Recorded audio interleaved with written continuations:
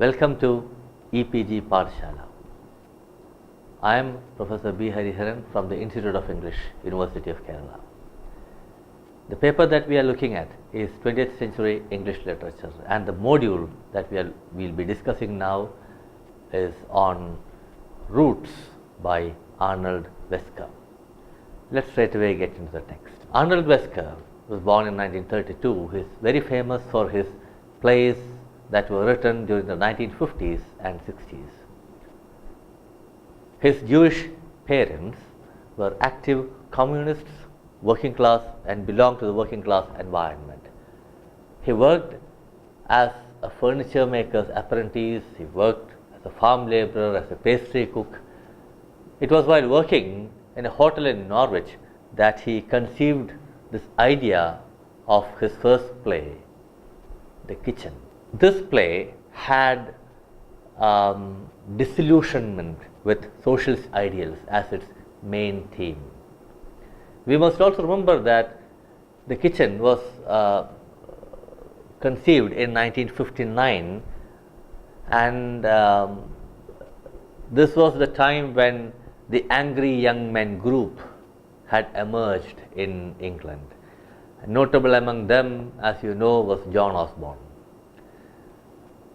Weskers had once said that he had watched Look Back in Anger and realized that he could write a play.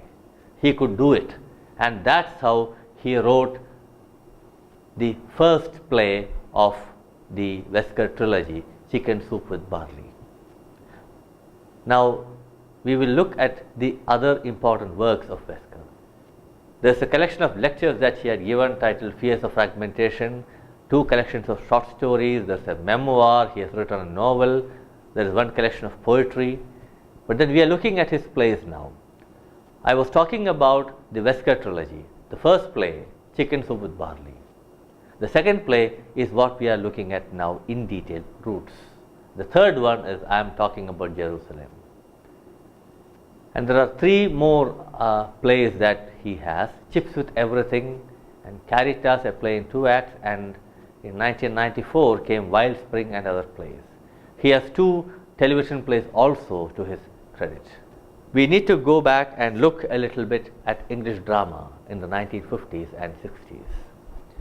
We must remember that these plays depicted the post-World War II decade, the 1950s especially. Now, this was the time of the rise of the welfare state, and there were discussions about access to education. Now, what happened was, after the World War, you had a number of educated, unemployed youth.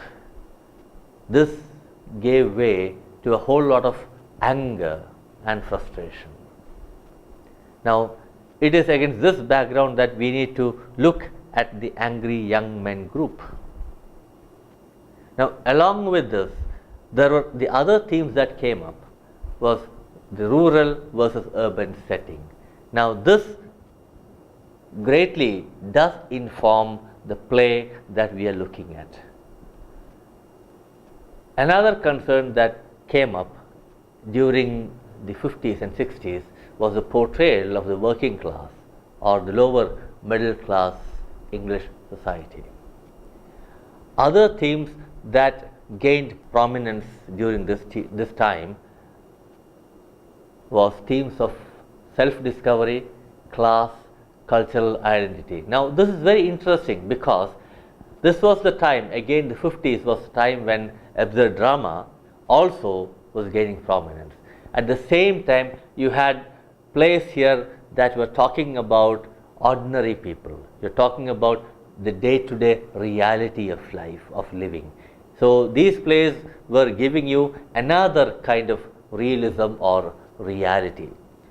And these plays derived their force because of this kind of an engagement. So, we have this other very interesting strand, as it were, when we look at English drama of the 50s and 60s. Now, we will try to identify some of these playwrights who were writing in the 50s and 60s. One obvious name is John Osborne's and his play Look Back in Anger, Arnold Weskers' Chicken Soup with Barley, Sheila Delany, A Taste of Honey, and John Arden, Sergeant Musgrave's Dance. There are many, many more. Now, we now have some kind of an awareness of the playwrights and the plays that were written during this period. Now, I think we need to learn to look at the features that structure, that shape kitchen sink drama. Why are they called kitchen sink drama? That's not because they were set inside the kitchen. They talked about social reality. They talked about everyday life. They talked about the way in which the lower middle class and the middle class worked hard and earned their bread, and the way in which they went about their life. We will also try to identify some themes that are present in these plays. We will also look at the language, the form, and the content of these plays, the way in which these plays are structured. We will also, by this, perhaps understand the relevance of the plays today. Now, when we talk about kitchen sink drama, we are talking about, as I said earlier, a kind of realism. Now, this is a term that was coined to describe a British cultural movement that developed in the late 50s and the 60s. Now, there is this classic book titled The Loneliness of the Long Distance Runner. Now, this is a book that really captures that anger. This is a novel, so I urge you to take a look at this novel also. Now, this is a movement to come back to kitchen sink realism. This is something that developed, as I said, in the late 50s and the early 1960s in not just theatre. It was there in theatre, it was there in art, in novels, in film, in television, where the heroes were angry. They were all angry young men, and we know why they were angry. It used a kind of social realism which depicted working class English people living in rented accommodation, spending their time in dimly lit, dirty pubs, exploring social issues, trying to become part of or even engage in political controversies. Now, this was the background, this is the background that we need to keep in mind when we think about the angry young men and kitchen sink drama. It will be good to look at the cultural climate in England before you read kitchen sink drama proper. Now, this is an additional work that can be done to augment these resources that you are getting here. We will now turn our attention to the features of kitchen sink drama. Now, these are very specific things which need to be elaborated as you read and become familiar with some of these plays and some of these writers. Now, these plays had roots, as it were, in socialism. They tried to convey a socialist message. Now, these plays were opposed to the kind of romantic or romanticized plays that were very popular, particularly let's say the name that comes to mind immediately is of Terence Rattigan. And so you had these plays that were very unlike those plays that were very popular, that were easily, perhaps at that point, digestible for the audience. The setting for these plays was always urban, and when you talk about urban, it was congested, very crowded. So you could feel the stifling atmosphere in which people lived. What about the rural people, rural lives? It was impoverished. There was poverty. So you had poverty, you had this not very comfortable living conditions, and then there was this failure of communication, a total failure of communication. This is something that you find happening a lot in much of post-World War literature. There is an abundance of black humor in these plays, and this is something that we also had seen, that we also would see when we read or watch absurd plays. Invariably, in all these plays, you would have educated but angry and frustrated youth. Frustration was something that emerged very powerfully, very strongly in these plays. The characters that you have, the working class characters who are present are all invariably very poor, and that also gives you the kind of background, the kind of setting, the kind of things that these plays would be trying to talk about. There is a very important theme here that emerges, that is the theme of self-discovery. Now, this is a theme that you see very clearly articulated in a play like Roots. And there are struggles that you have with class or cultural identities, or class and cultural identities. So there are struggles here. When you look at kitchen sink drama, you find that there are struggles at multiple levels. It could be in terms of, let's say, the way in which you lead your lives, the way in which you try to make sense of what you are and where you are. You try to make sense of the anger that you have, the way in which you learn how to live here. This is a big struggle that you have. What is the place for romanticism here? So these are things that we need to be aware of when we look at plays by Arnold, Weskers or Arden. Now we will look specifically at Roots. This is the second play of Weskers' trilogy. Now, this has been rated as one of the 100 most important 20th century English language plays. This is by the National Theatre, and you just need to look at the visuals that accompany this class to see this whole idea of self-affirmation, of trying to identify and understand who and what you are. And that becomes even more significant here when it happens to be a young girl who comes home to share the fact that to tell this news that she has a new fiancé and she wants to get married, and she wants to introduce this young man. Now, this is the skeletal story of Roots. We will look at the characters in this play first. There is B.T. Bryant. She is the, if you want to use the word heroine, she is the heroine of this play. Jenny and Jimmy Beals, Mrs. and Mr. Bryant.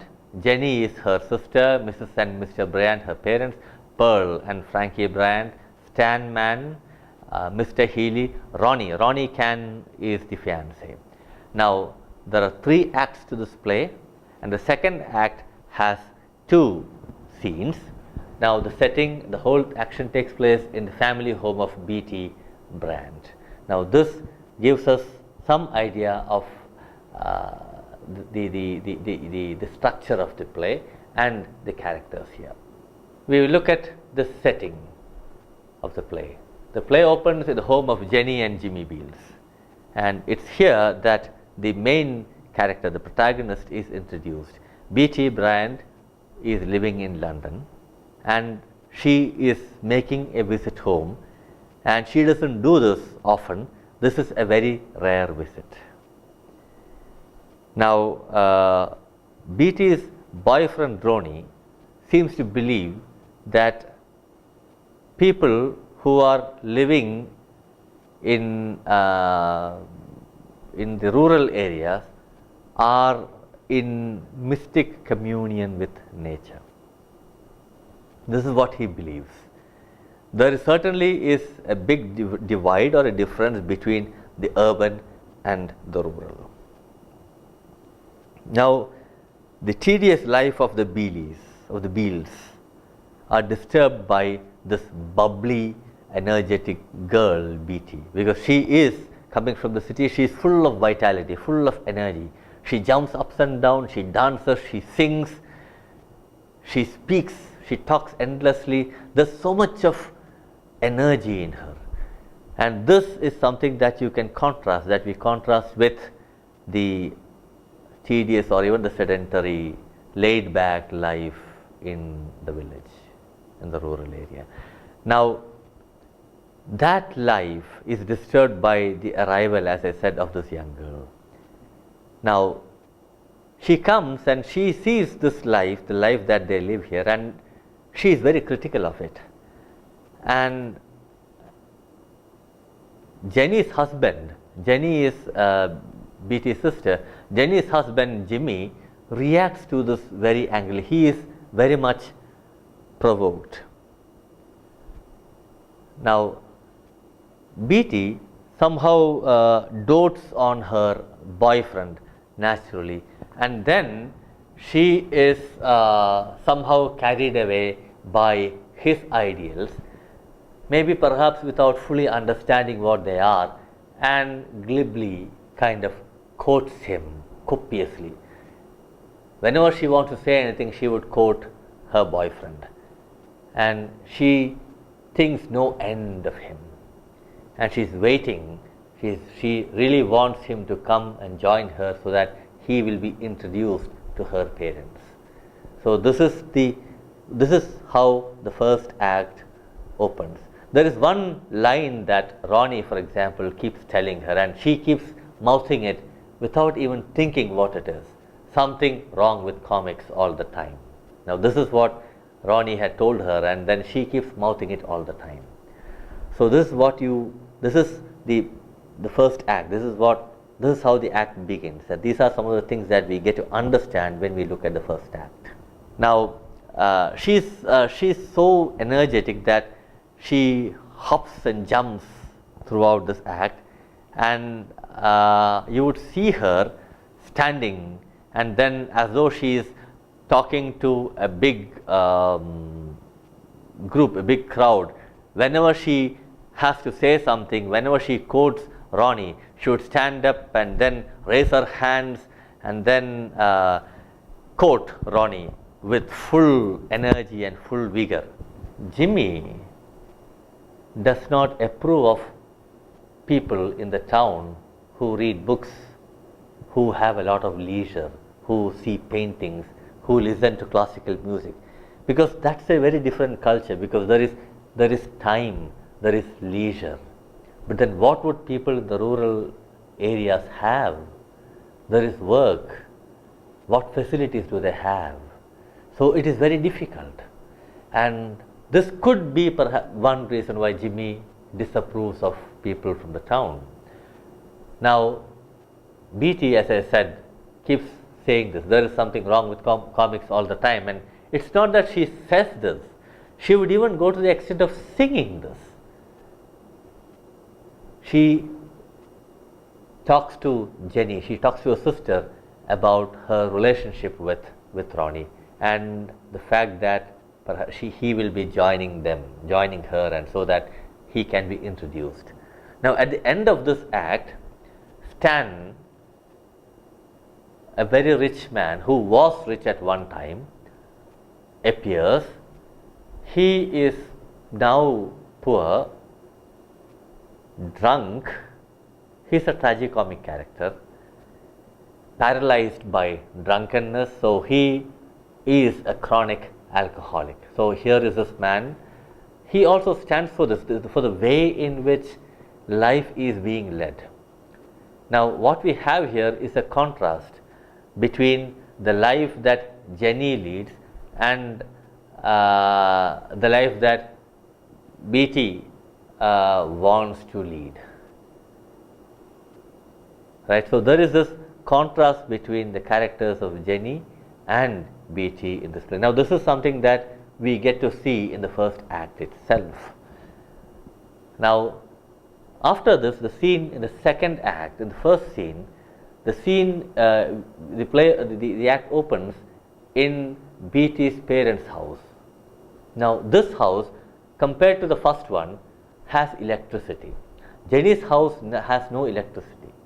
Now, this house is a little bit more modern in the sense that there is electricity. Now, this is very interesting because we need to keep this in mind. This is a play that was staged in the mid 50s. Now, we need to look at a place like India. When did houses started? When were houses getting electrified, as it were? So the situation is something, I'm not saying very similar, but the situation is something that merits a closer attention. Now, Daphne Bryant, Beatty's mother, is a rural housewife. She is frustrated. There's a lot of boredom, loneliness. She has a pet cat and she is fond of music. But then there is boredom. She talks with Stan Man while she is peeling potatoes. Now, her conversation with Stan tells you that she had a past which was happy, which she really enjoyed. It was a happy past. Now, that thing is captured in a statement like this: you do go up and down in your spirits. Now, her father, BT's father, Jack, is a mean and miserly person. He is worried about his job. The mother and daughter, Daphne and BT, are poles apart in their attitude and in their temperament. BT's parents are not at all interested in the life that their daughter is leading in London. London somehow did not interest them.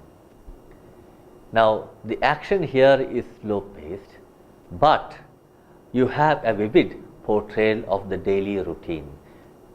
You have water pails being filled and cakes being baked. So, the routine, everyday routine, is taken up here for elaboration, and you get to see this on stage if you ever happen to watch this play. Mr. Healy is the boss of BT's father, and he arrives and he reveals another side of Mr. Bryant's character. He is not like this at home. In front of his boss, he is very respectful and submissive.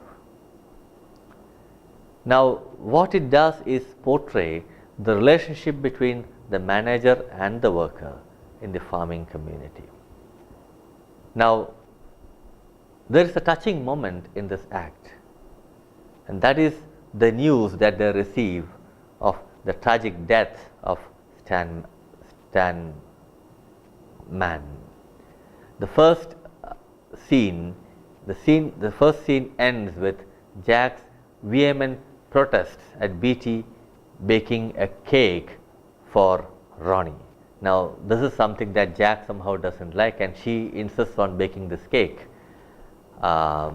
She is also upset over her parents' bitterness at the end of the scene, and it ends with lunch. So, there is a lot of bitterness in the family.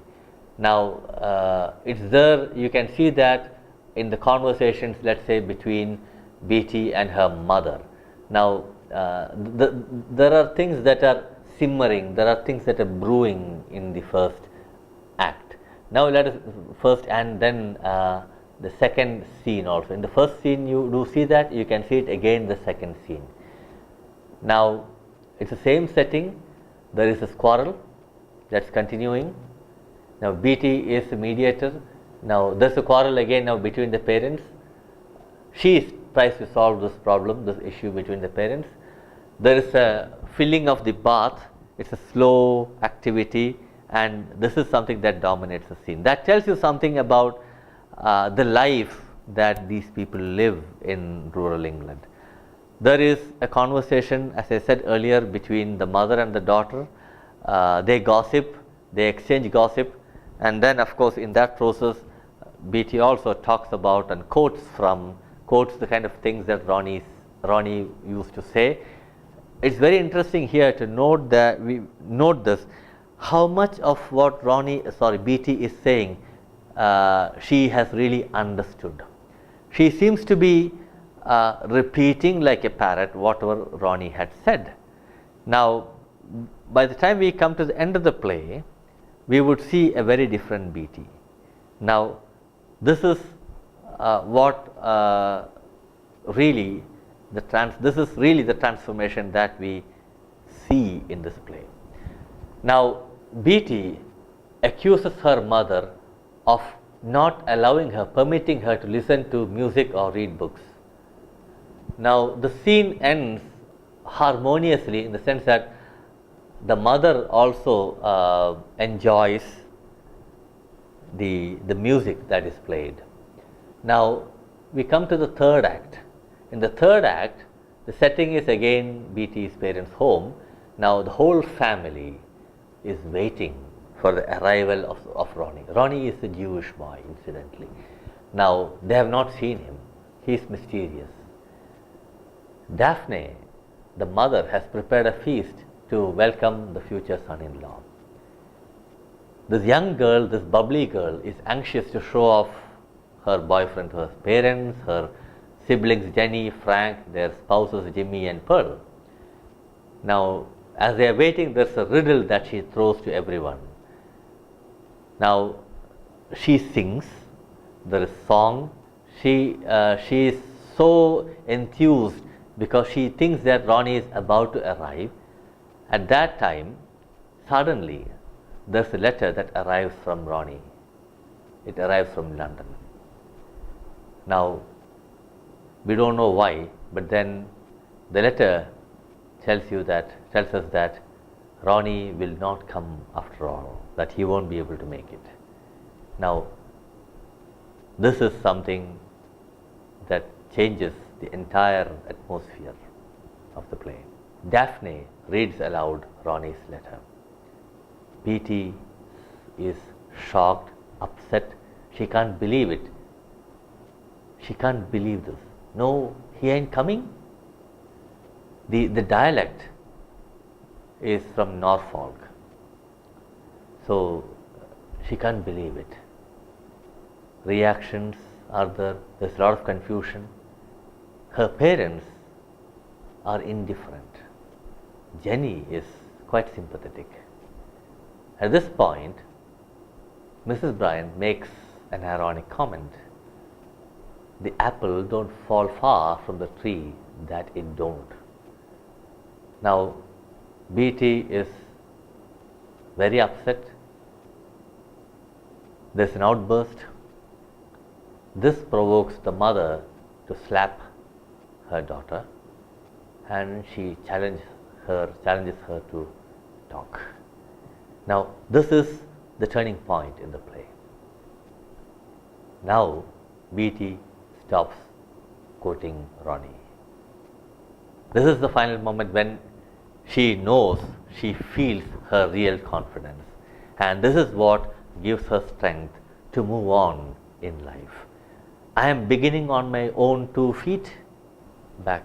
I am beginning on my own 2 feet. I am beginning. That's the song. So this is the newly found confidence that she has. Yes, she stands alone. She is articulate. She now realizes that her family will continue to live as they live, whatever she does. But then she is confident. She is on her own. Now this is the turning point for her. This is how the play ends. Now let's look at characterization. We'll look at some of these characters. Jenny and Jimmy. Jenny is contrasted with Beatty. We saw that she is down to earth, she is likable, she has led a very tough life. They don't have any facilities, modern amenities. There is a tone of discontent. Jimmy, on the other hand, is blunt. He is outspoken. He speaks against Ronnie's ideas. Now, Jenny is very warm. She is very caring. She loves her sister. She has a lot of sympathy towards her. Now, when we look at BT, it's slightly different. She is, as I said earlier, she is very lively. She dominates the whole plot. She visits home, it's a very rare visit. She wants to show off her London avatar and her boyfriend. She keeps on quoting Ronnie's principles, his ideals often. Then you start wondering, doesn't she have anything to say on her own? But then that final rejection enables her to cross the threshold, and then she becomes articulate. Now, what we have here is BT's transformation into an intellectual thinking woman. This is the takeaway of this play. Let's now look at the other characters. Stanman. We said he's a paralytic drunk. He was rich. He's a pathetic figure. He evokes our sympathy. He dies a tragic death. Now, Stanman, what does he stand for? He is a symbol of a golden past before modernization set in. And so what you have in him in the play, when you see him as a symbol of degeneration and decay. So what you have in Stan is a critique of the entire modernization program. Mr. and Mrs. Bryant, they are BT's parents. They are not at all interested in what she is doing. Jack, the father, is mean, selfish. The mother is bored and frustrated.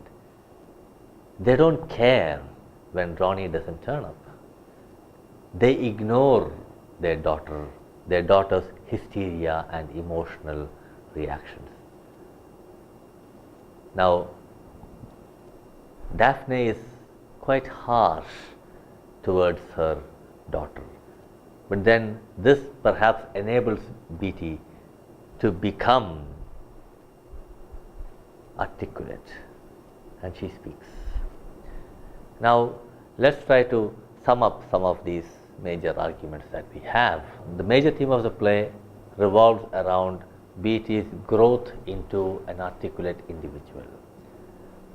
The play also showcases this conflict between the rural world as having a very dull, sedentary environment and the urban world as something very, very stimulating. Now, Roots is, it has been said, an unparalleled achievement. It's a profoundly moving embodiment in imaginative terms of Weskers' generation's experience. Now, I think it is important that you look at this play. There are multiple possibilities to read this play. For instance, it might be very interesting to focus exclusively on BT, to look at the emerging or the emergent woman of the 50s. Now, it could be possible to come up with multiple readings of the play.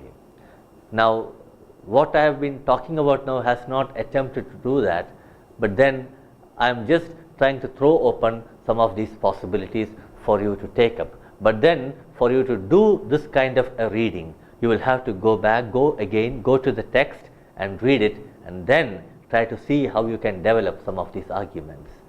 All the best, and thank you.